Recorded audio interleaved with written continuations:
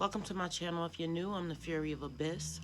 My channel is about mental health, spirituality, single parenting, making music. I have my own production studio, Masters of Fate Music. I'm an independent music artist. I'm a writer. I'm a single mom trying to heal her family and herself from early childhood trauma and general life trauma. I'm a recovering addict. I was married for 20 years, had 6 children. We got a divorce. He died. It's been 2 years later. Got my kids back after losing custody of them for 8 years because of my drug use. It's been 6 years since I had them back. And I'm trying to put my life together after going through a lot of things that are kind of unbelievable. I've got a life that's like a Hollywood movie, so I started a YouTube channel to push the music, and that has gotten us to here.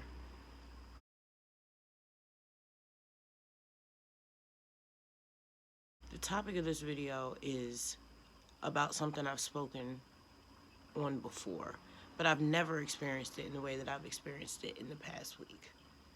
Intrusive thoughts. Now, before this week, my intrusive thoughts have manifested in like me re-experiencing traumatic experiences that I've had in the past, reliving them all throughout the day randomly. I will be transported, as it were, back to situations that caused me massive trauma and just be like stuck there and then have to deal with those emotions. Fine. Been dealing with that for years. I'm in therapy. Okay, fine. But this past 2 weeks, something new happened. Let me give you a little bit of backstory. I wasn't handling my stress well because I wasn't taking the time to do my spiritual work. Waking up, giving thanks, doing prayer, calling your energy back, doing deep breathing exercises, going about the day. And sometimes I just forget and I wake up and I just like start cleaning or start worrying and I forget. I'm still training myself to have these practices so that I can manage my mental health better because that's what I need. I also have bipolar disorder. I have bipolar 2, an avoidant personality disorder. I also have every single marker for OCD and ADHD. And I just found that out a few days ago. So that's 4 diagnoses, plus spiritual sensitivities that I'm dealing with. So it takes a lot to just manage myself day to day, let alone reaching goals. Very, very challenging. So I wasn't managing my stress well because I didn't prime myself. So I ended up cutting myself pretty bad. Now, I cut my finger, I cut pretty much the tip of my finger off. And I cut it so bad that it took 2 months to heal. So when I cut it, I sawed into my finger because I was cutting cabbage and I wasn't paying attention. I was stressed in my mind and I cut my finger. My mind continued to replay that, how it felt to be cut so deeply by that knife over and over again, randomly, like every 15 minutes. Now, this went on for about a week. All throughout the day, every 15 minutes, I would feel the sensation of a knife either cutting my finger, cutting the end of my finger, or stabbing me on my tongue. I don't know what my tongue had to do with it, and it was so intense, I thought I was being spiritually attacked. I mean, I prayed, I went through so much trying to make this stop, and I couldn't make it stop. I talked to my therapist. It just went on for days and days and days. And it was just so horrendous, what I say. It felt as if someone was taking a knife and stabbing me in my tongue and just dragging the knife through my tongue. And I could not make it stop. And I was talking to my son about it because he's studying to be a Reiki master. And I don't know, he's just got this very healing energy and he's very wise. And we talk to each other about spiritual things. We talk to each other about dreams, whatever. So I'm telling him about it, and you know, this happened after I found out that I have OCD. Now, I have not been diagnosed with that, but I was talking to my therapist about it, and it's given. That diagnosis is in my future. And I'm not happy about it, but I'm glad that I have a point of reference for my behavior. and I don't feel just all over the place and not understanding why I'm feeling the way that I feel and I'm doing the things that I'm doing and I have the sensitivities that I have.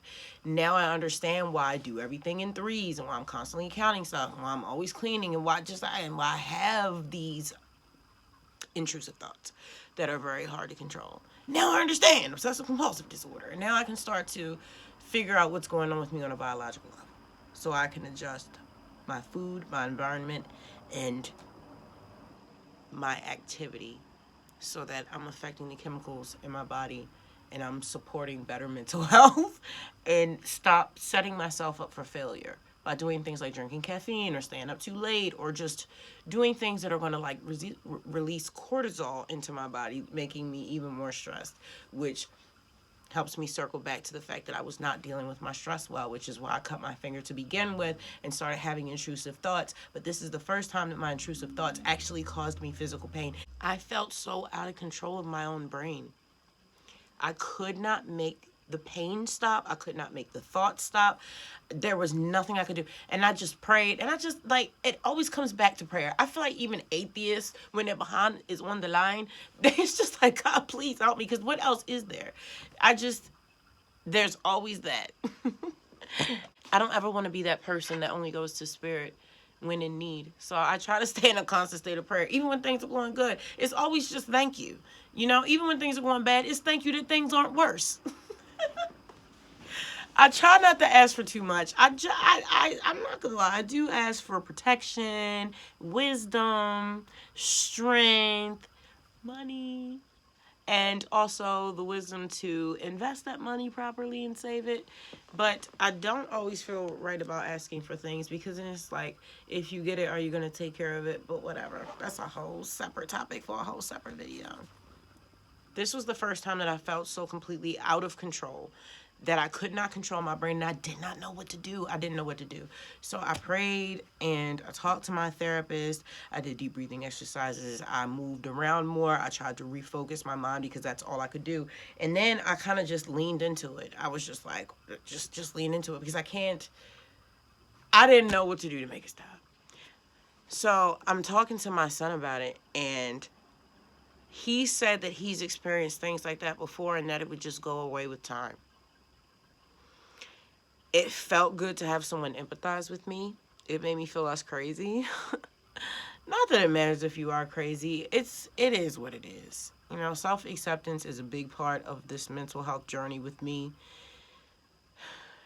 Is accepting the things that I cannot change. Not to be corny, but honestly, there are some things about me that are what they are. I was born that way, and so I need to adjust my environment and adjust my attitude in order to be happy and to make the people that I'm responsible for happy. I cannot let this rule my life. My life is centered around managing my mental health, developing my spirituality and my relationship with spirit, and protecting and developing my children and helping them develop their businesses and their lives and their relationship with spirit.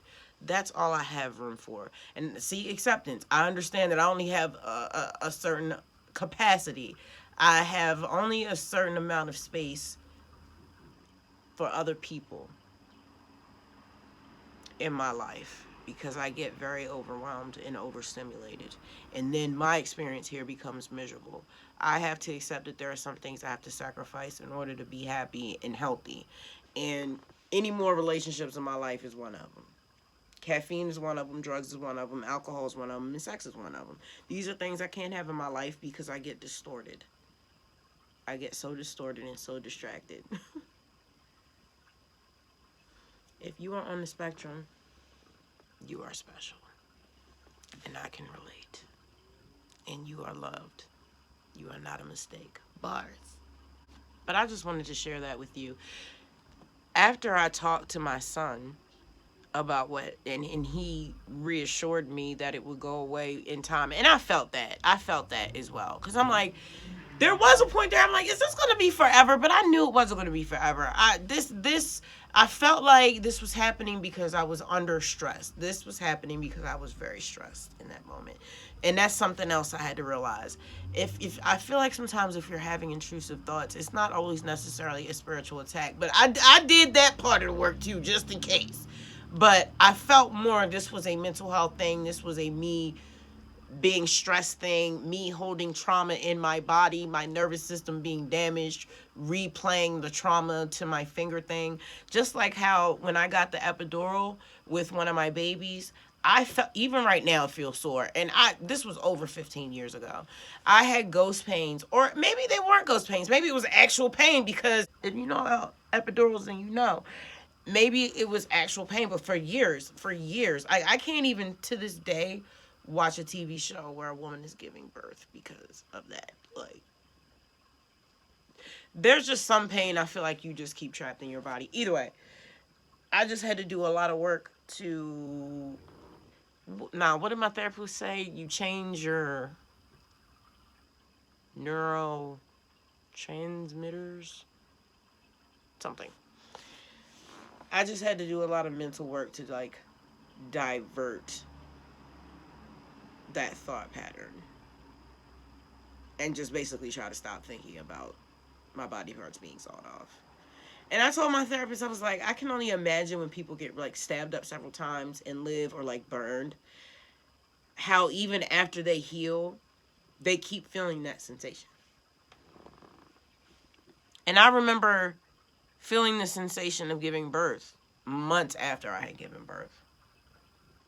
You know, it's just when the body goes through trauma, it takes a while to get over it. So I just wanted to share that with you. Have you ever experienced intrusive thoughts that gave you physical pain? Let me know down in the comments. Can you relate to anything that I've said? If you're interested in more videos about mental health, spirituality, single parenting, indoor gardening, Fury in the studio, or I can't remember anything else, check out my playlist. If you're interested in checking out my music, it's available on all music streaming platforms worldwide under my artist name, The Fury of Abyss. I love you. Thank you for spending time with me here in Fury World, and I'll check you in the next episode.